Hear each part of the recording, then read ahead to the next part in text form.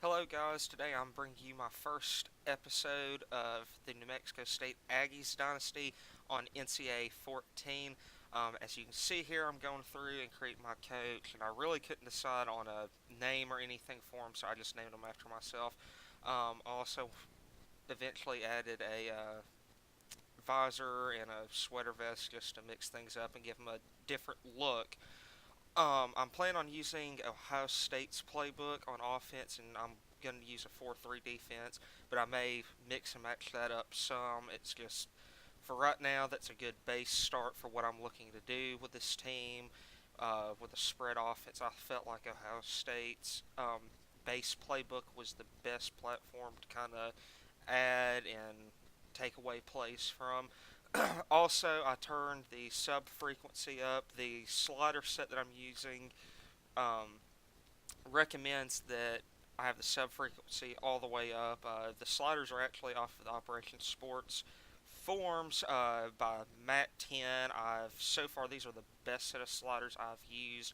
I've mixed and matched with a couple of different ones, but so far this is the best set that I've used, and this is the best set that I like for right now. I do plan on going in and possibly tweaking. Also, I did tweak with the penalties. This is also Matt 10 did this. The penalties, this is also good. I've noticed that when going through dynasties and just playing on play now, roughing the passer is by far the most thing penalized in this game, and bumping it down all the way to one basically eliminates any little ticky-tack hit on the quarterback from being called, and it makes a smoother sim.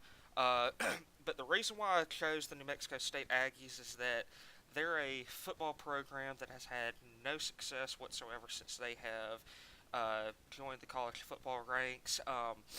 I know this year they just went 7-6 and just won the Sun Bowl, winning their first bowl game in 57 years. But in this dynasty, they've only got one bowl win, which was coming off in 1960. They have 10 losing seasons in a row. The last time they had a winning season was coming off in 2002, which you'll eventually see that when I get to the coaching contracts, when I go to sign the contract. And they're in the Sun Belt Conference. This is the last year that they're going to be in the Sun Belt Conference, and they're moving back to Independent. And I'm planning on, for right now, leaving them Independence for this first season, and then I plan on doing all the conference realignment, like what actually took place in 2014, where all the Big Ten made moves, the American Athletic Conference made moves, and the Sun Belt made moves, and along with Conference USA. But for right now, this season, I'm planning on rolling with New Mexico State in the as an independent. I haven't touched any other team, so I just left it like that. I'm very excited for this series and for this dynasty. As of right now, the length that I'm thinking about doing on this dynasty is 6 to 7 years. It just depends for right now. It could go to 8 or it could just be 6. I haven't really decided. But I guess we'll just see, depend on how the series is going, depends on how long I'm going to do it.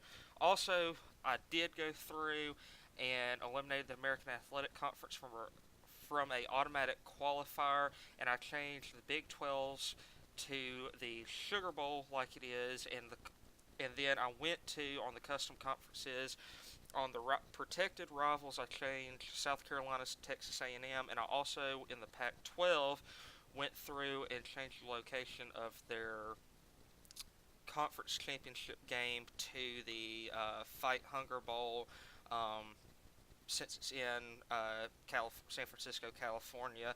Um, Otherwise, it's the typical best record host crap, and that's just I don't like that.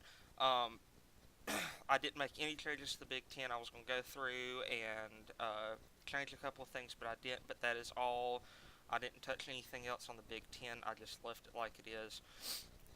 So now we're going to go through, and you're finally going to be able to see the coaching contracts once I get there. But like I said, they have They've only had 3 winning seasons. The last one coming in 2002. Only one bowl win, and that was in 1960. So this program has had no success at all, and I'm looking to finally bring some success to this football program. And you know, if we win a national title, that's great. But my main goal is to make it a very competitive, um, 9-10 win team year in year out. And now I'm going through and picking um, my upgrades for my coaches. I'm going to focus on the head coach itself, strictly on recruiting. That is the biggest thing. Um, and now on the custom schedule, the auto-generated one was great. I didn't change it.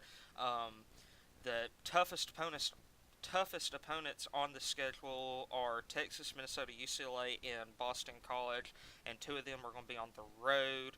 Um, and now I'm couldn't make up my mind. I was going to go into the depth chart and show you the roster, but I realized it's easier to go into redshirting players and show it there because it shows everybody, and it'll also let me show you who I'm redshirting. Our key players this year are Tyler Rogers, the quarterback, Larry Rose III, the running back, Jaden Wright, our strong safety, outside linebacker Terrell Hanks, and outside linebacker Dalton Harrington, and 4 of those key players are seniors. The 4 being Tyler Rogers, Larry Rose III, Jaden Wright, and Dalton Harrington. And now I'm going to go through. I'm redshirting the 2 freshman running or quarterbacks, Josh Adkins and Jeremy Hodge. Those are the 2 that I'm going to redshirt. Also, we have no running back depth at all. I didn't redshirt anybody. That is one area that I'm looking on focusing when it comes to recruiting. Wide receivers, we're not in bad shape. We have a couple of seniors, but the rest of the um, group are mostly sophomores. So I did redshirt, I believe, Drew Dan, and I think I did redshirt Drew Dan and the other sophomore. I didn't touch any of the tight ends. I didn't touch neither one of the freshmen. I left them alone. Actually, no, I take that back. I did redshirt one of the tight ends. Left tackle, we're set for right now. 2 sophomores, not a big need. The big needs on this the whole offensive line needs improvement, but guard and center are the 2 biggest needs right now, along with a running back. So that's when it comes to recruiting, that's definitely what I'm going to focus on, is getting this offensive line better and getting the running back depth built up. I didn't redshirt anybody on the left side of the ball, or I didn't redshirt a center. I did redshirt 1 right tackle, but that's it. Our end situation isn't bad. I do want to improve upon on that, especially our defensive tackle situation. I believe getting a good front 4 will be beneficial to this program. But we're losing 2 right ends after this season, so I'm going to look at adding possibly 1 or 2 ends in the recruiting class. Also, like I said, the defensive tackles, I want to get in some key freshmen for that defensive tackle class. Hopefully this year, if not this year, next year.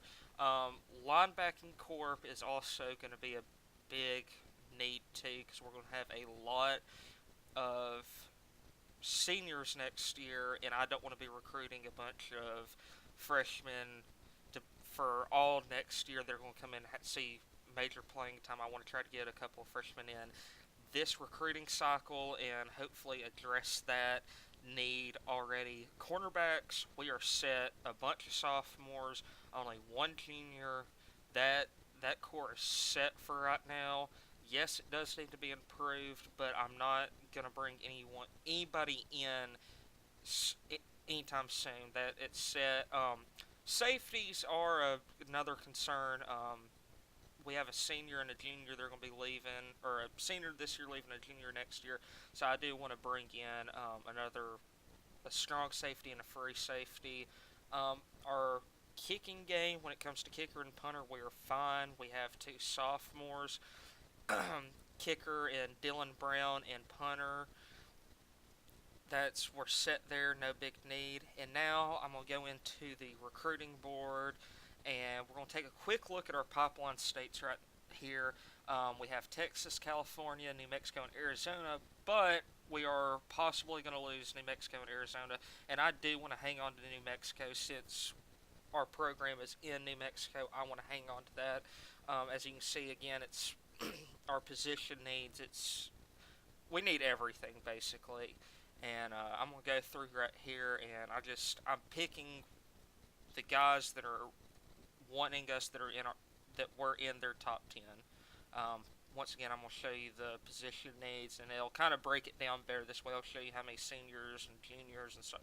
It breaks it down a lot better, and it's easier recruiting looking at this than looking at what it pops up when you go to the search for prospects. It's 10 times easier, and I can easily break this down a lot better. And it also gives y'all a better look at what we're going to be losing, not this year, but the following year. But I'm just adding right now. I'm adding guys that are solely we are in their top 10. I'm not. I will be adding more players as the season goes on, but right now I just want whoever's in our top 10. I feel like that is just for now to start off, especially since we're only able to unlock 20% of um, the stats for the prospects for right now until I can upgrade my coach more. I just want to look at the top 10. I don't want to look at anybody that we're not even interested in. Um, but you see, I'm going through, I'm looking at a couple of safeties, some tackles, some receivers, some halfbacks. I do find a couple of guards and centers.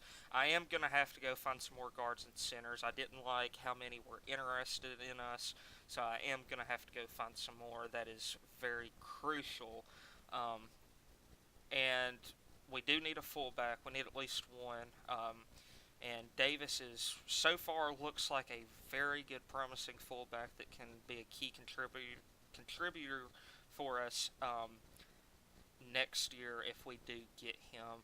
Um, and you see, I'm still kind of trying to figure out those last two spots on my recruiting board because you can only scout 20 players in preseason to start off. So those are the 20 I've added. We're going to go through here once I get to it, and we're going to start scouting and looking at some of these guys.